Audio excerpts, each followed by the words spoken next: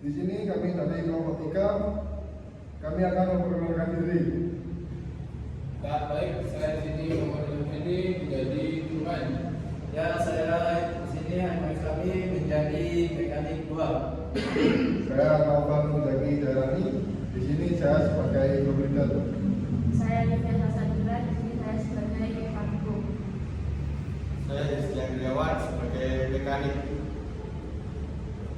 Baik, di sini saya ingin menjelaskan safety sebelum melakukan perbaikan pada unit atau melakukan pekerjaan di workshop atau di lapangan.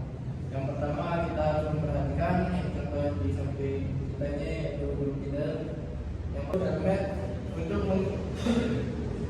melindungi kepala dari jangkauan benda tajam yang berada kita di workshop, banyak benda-benda tajam dan benda yang berat. Dan yang kedua itu rompi safety yang mana di sini memiliki fitur atau memiliki namanya reflektor untuk memantul cahaya pada kita bekerja di kegelapan. Dan yang ketiga itu safety glove untuk melindungi tangan kita dari benda tajam atau benda yang rawan untuk mengenai kulit secara langsung. Dan yang ketiga, yang keempat yaitu safety shoes menghindari kaki kita dari ini jalan licin, habis itu ya ketimpangan benda-benda besar atau hal yang lain. Nah, yang terakhir saya lupa untuk menggunakan seragam atau pakaian yang sudah dianjurkan, yaitu pakaian ini apa namanya ini pakaian lapangan. Yang mana di sini ya sudah dilengkapi atau sudah sesuai SOP. Nah, selanjutnya saya ingin menjelaskan dari 5M. Sebelum kegiatan ini berlangsung, saya ingin menjelaskan apa saja yang boleh atau tidak boleh dilakukan di workshop. Dan di sini saya selalu mengingatkan pada rekan-rekan mana kita harus melakukan hal-hal tersebut itu harus membuat rincian atau membuat catatan-catatan apa saja yang harus kita lakukan agar nantinya kita melakukan pekerjaan tidak ribet atau langsungkan pekerjaan sesuai dengan jadwal yang sudah kita buat, serta membuat JSA atau job safety analysis yang mana kita harus mengetahui pekerjaan, habis itu mengetahui hal apa yang akan terjadi jika terjadinya kecelakaan, serta langkah apa yang kita lakukan kalau terjadinya kecelakaan. Nah, serta saya ingin menghimbau bagaimana yang namanya di workshop atau di lapangan kita tidak tahu yang namanya cuaca. Cuaca bisa terjadi kapan saja dan di mana saja. Dan di mana kita saat ini kan sedang cuaca hujan. Jadi kita di sini untuk mempersiapkan diri yaitu stamina yang kuat serta menyiapkan jas hujan untuk bekerja pada saat hujan apabila pekerjaan itu harus dilakukan atau keadaan darurat. Dan memakai sepatu yang memang sesuai dengan peruntukannya di jalan yang licin. Sekian itu saja dari saya. Terima kasih.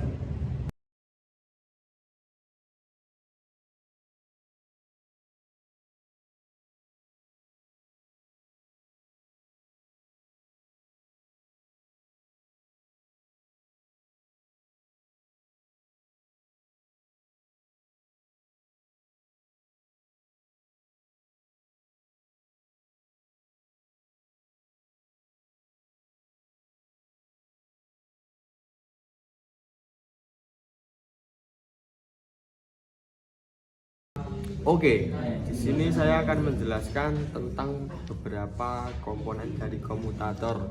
Nah, di sini sudah ada ini stator atau juga bisa disebut komutator, dan di komutator ini dilengkapi juga dengan komutator winding atau gulungan tembaganya. Dan di sini ada overrunning clutch. Nah, ini nanti ada fungsinya sendiri. Dan di sini juga ada komutator sub. Nanti kita jelaskan. Oke. Yang pertama komutator. Nah, ini berfungsi menjadi media untuk keluar masuknya arus listrik ya, teman-teman. Di sini juga ada komutator winding. Nah, dia berfungsi untuk merupakan suatu gulungan tembaga ya, untuk membuat gaya magnet yang berfungsi untuk memutar komutator atau rotornya ini. Nah, dia itu sistemnya kerja itu dialiri listrik ya. Jadi dialiri listrik jadi gaya magnet untuk memutar satu perangkat ini. Dan di sini juga ada overrunning cloth.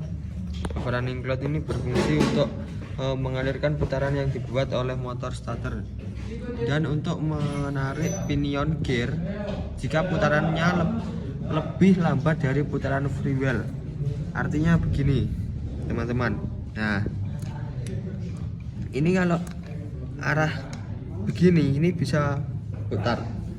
Nah, ini bisa mutar. Tapi kalau sebaliknya ini nggak bisa. Nah, ini fungsinya overrunning cloth itu. Nah, di sini juga ada lagi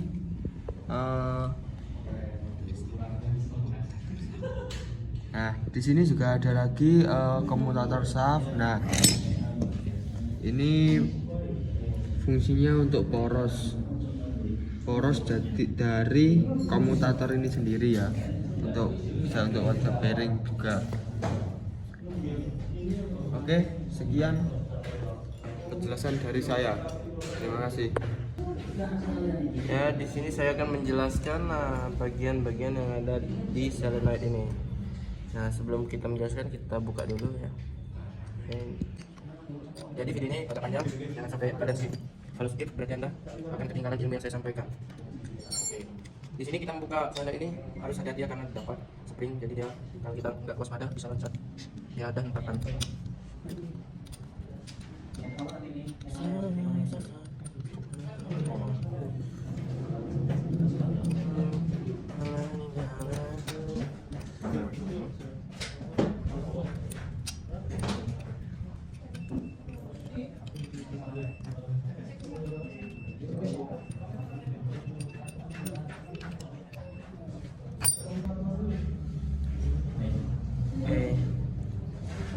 Di sini dalam solenoid ini terdapat kontak, yang mana kontak ini untuk menghubungkan kutub positif dan kutub negatif. Nah, kayak gini dia, kapan terhubung, kapan nggak terhubung, tertarik. Nah, di sini ada kaitannya dengan yang saya mau jelaskan. Pertama, di sini ada shift lever, bentuknya kayak gini. Nah, shift lever ini berguna untuk menarik plunger ini apabila terdapat energi listrik yang masuk dari starter motor ke solenoid, serta dia akan mendorong si kontak ini untuk menghubungkan dari B ke N. Nah, jadi kapan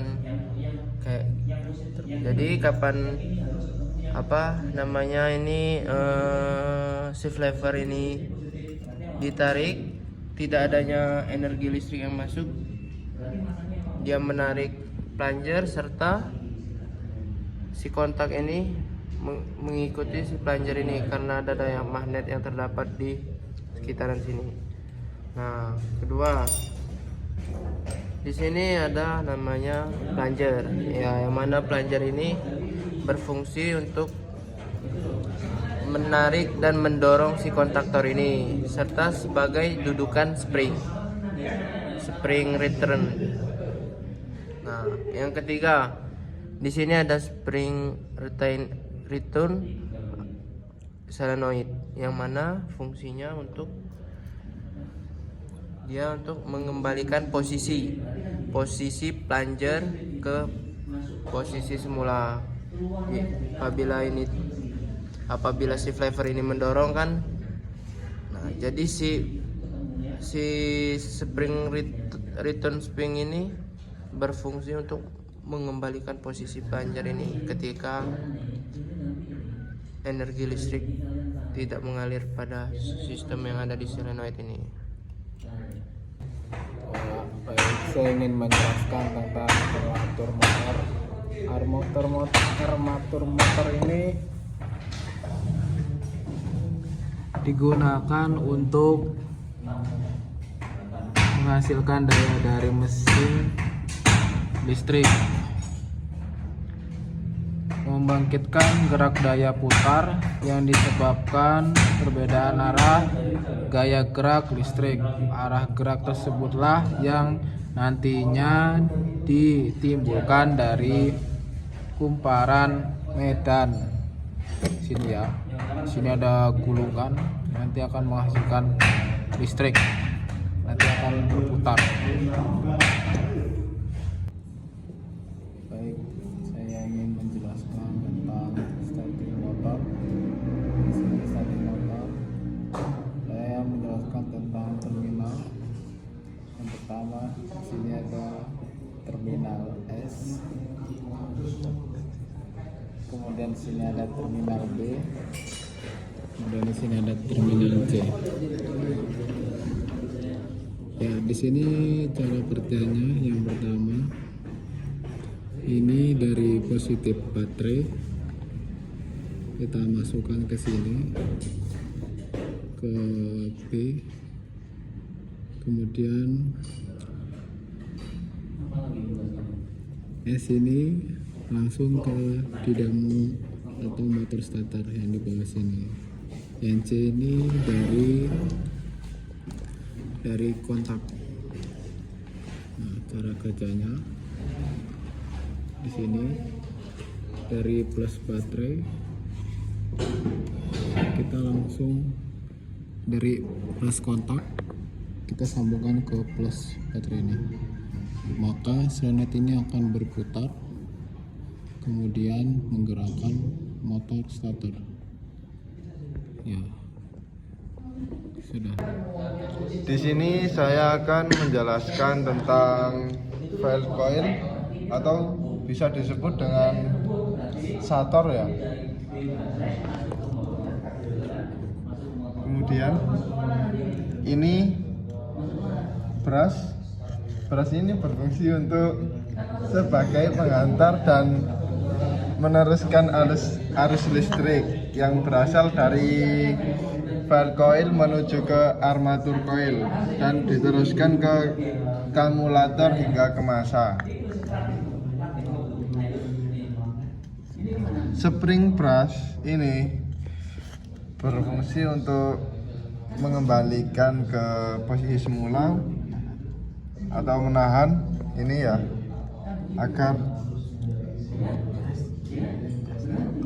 agar brush tidak keluar area. Sekian, terima kasih. Ya, di sini saya menjelaskan fungsi dari pinion gear. Jadi pinion gear berfungsi sebagai transmisi yang sebagai gear yang mentransmisikan torsi dari motor ke gigi besar atau roda gigi, yaitu flywheel. Terus menjadi juga seringkali didesain untuk menarik atau menyentuh flywheel pada roda gigi yang besar dengan kuat pada saat posisi pinion gear ini start. Lalu fungsi lain dari pinion gear juga sebagai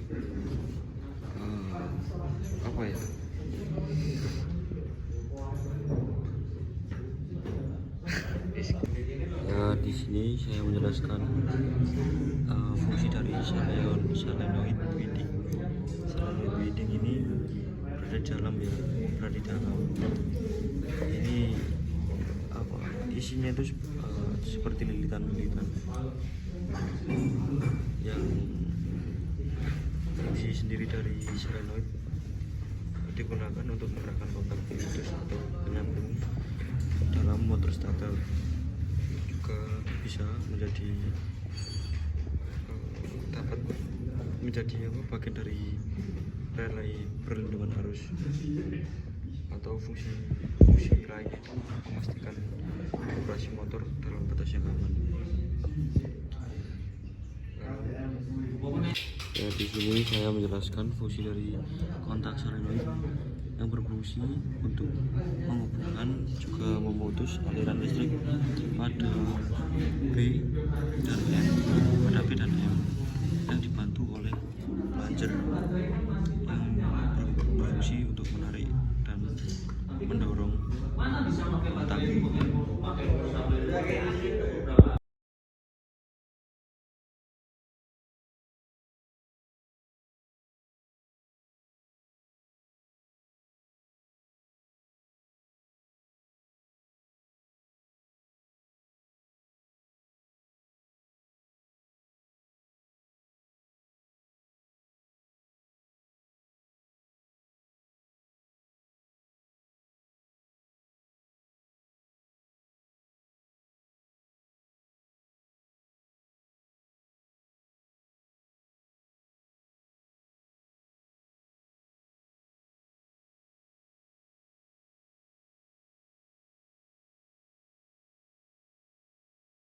Tiga. Baik, saya ingin menjelaskan tentang puli dan breakpoint.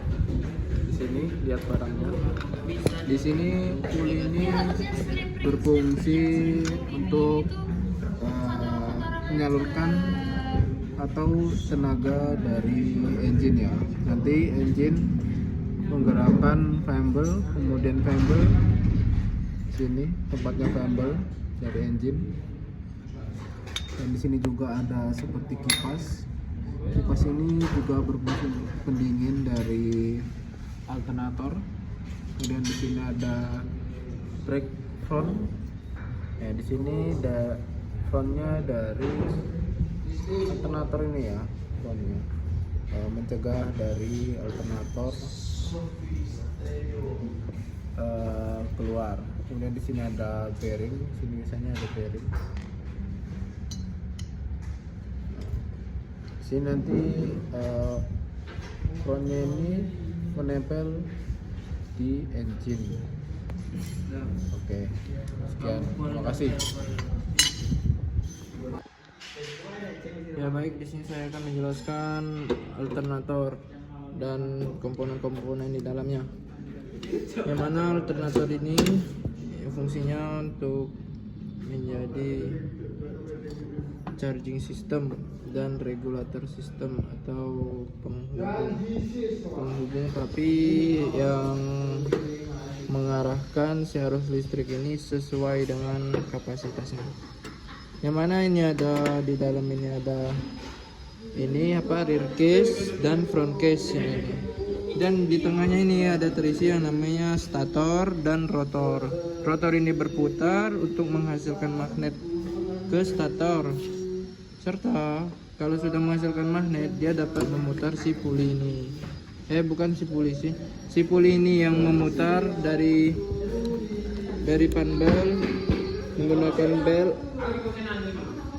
Puli diputar menghasilkan listrik karena terputarnya rotor ini di tengah stator. Dan untuk mengarahkan arusnya agar arus tinggi dan arus rendahnya diarahkan itu ada yang namanya dioda rectifier. Nah, dioda rectifier ini sendiri, nah di sini belum ada, udah nggak ada dioda rectifiernya. Dioda rectifier positif negatifnya nggak ada. Yang mana dioda rectifier itu fungsinya untuk menyearahkan arus dari si regulator menyearahkan dari menyearahkan ke regulator. Yang mana di sini nggak ada lagi dioda rectifiernya. Sekian, terima kasih.